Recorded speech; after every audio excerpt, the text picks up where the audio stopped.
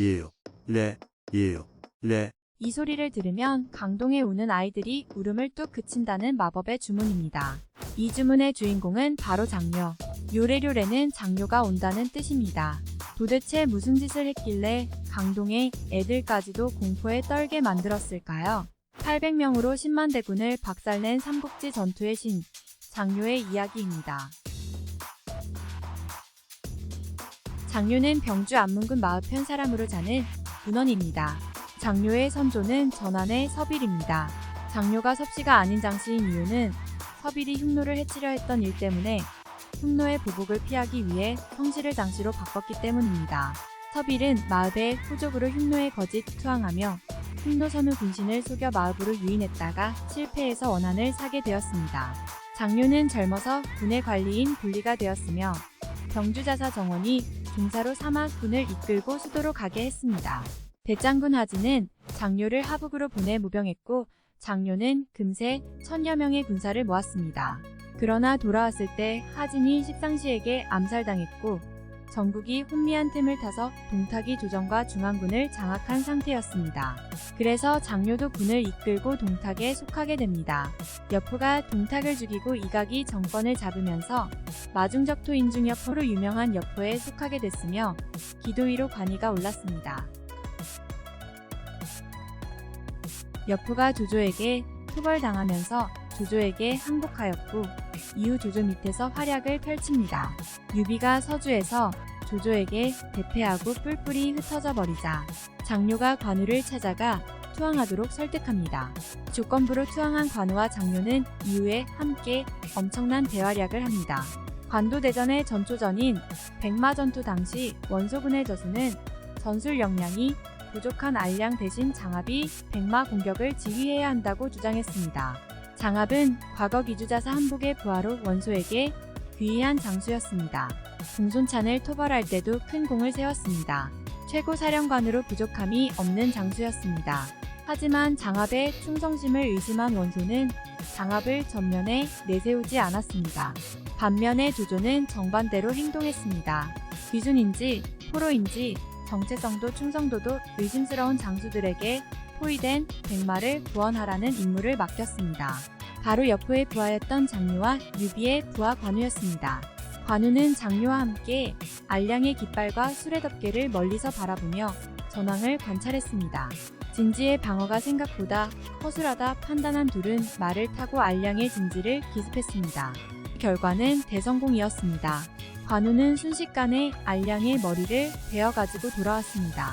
연희에서 알량과 함께 관우에게 머리가 베이는 문추는 실제로는 조조의 복병에 걸려 대패하면서 전사합니다. 장묘는 관도 대전 이후 원상 원희 잔당의 토벌전인 백랑산 전투에서도 맹활약을 펼칩니다. 삼국지 위서 무제기는 백랑산 전투를 다음과 같이 묘사합니다. 조조는 산에 높이 올라가 적진이 정비되지 않은 것을 발견했다. 곧 병사를 지휘해 공격을 명령했다. 장묘를 선봉에 내세웠다. 적의 병력은 한순간에 붕괴되고 오한의 답돈과 명왕 이하 왕이라 칭하던 수많은 오한 족장이 죽었다. 삼국지 장묘전에서는 장묘가 조조에게 공격을 건의했다고 합니다. 당시 장묘는 이미 장압, 우금 등 조조군의 이름난 장수들을 부사령관으로 거느릴 정도로 위상이 높아진 상태였습니다. 원상 원희 잔당과 연합한 우한족은 최강의 기병 전사였습니다.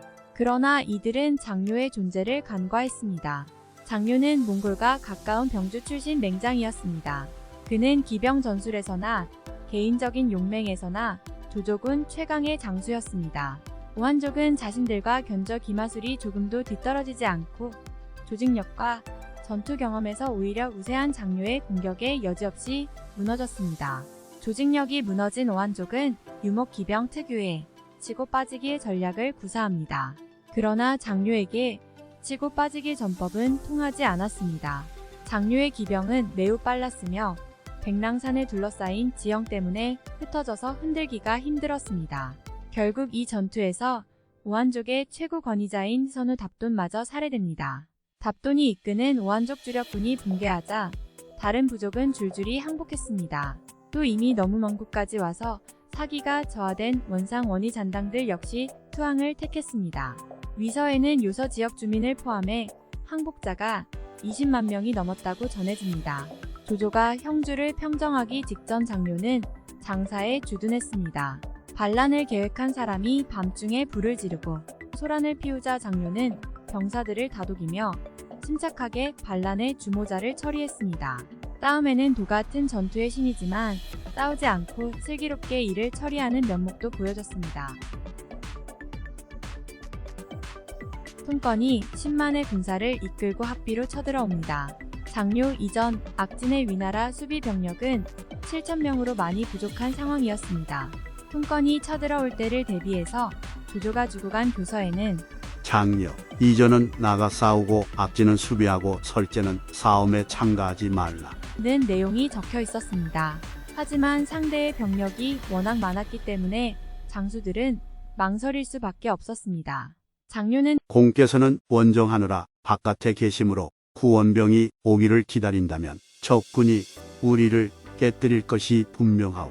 이 교서의 뜻은 적이 미쳐 직결하기 전에 요격해 그들의 얘기를 꺾고 군심을 안정시켜야 지켜낼 수 있다는 것이오. 라며 성공을 주장했습니다. 평소 사이가 좋지 않던 이전과 악진이 미적지근한 반응을 보이자 성패의 기회는 이 한판의 전투에 달렸소. 여러분들이 만약 의심한다면 나 장려 혼자서 군대를 거느리고 결판을 낼 것이오. 라고 분개했습니다. 장료의 진심에 감화된 이전과 악진도 대의를 위해 사사로운 감정을 접고 장료의 뜻에 동참하기로 선언했습니다. 밤중에 정예병 800명을 모아 소를 잡아 배불리 먹이고 동트기를 기다렸습니다. 날이 밝자마자 장료와 이전이 돌격하였습니다. 장료는 자신의 이름을 크게 외치며 병사 수십 명과 장수 2명을 배고 통건의 지휘 막사까지 유린하였습니다. 통건은 깜짝 놀라 근처 언덕으로 도주하였습니다. 통건은 장료의 군세가 적은 것을 보고는 겹겹이 에워싸도록 했으나 장료는 이를 뚫어냈습니다. 아직 빠져나오지 못한 남은 병사들이 장군님은 우리를 버리십니까? 라고 부르짖으니 다시 포위망에 뛰어들어 모두를 구출하였습니다.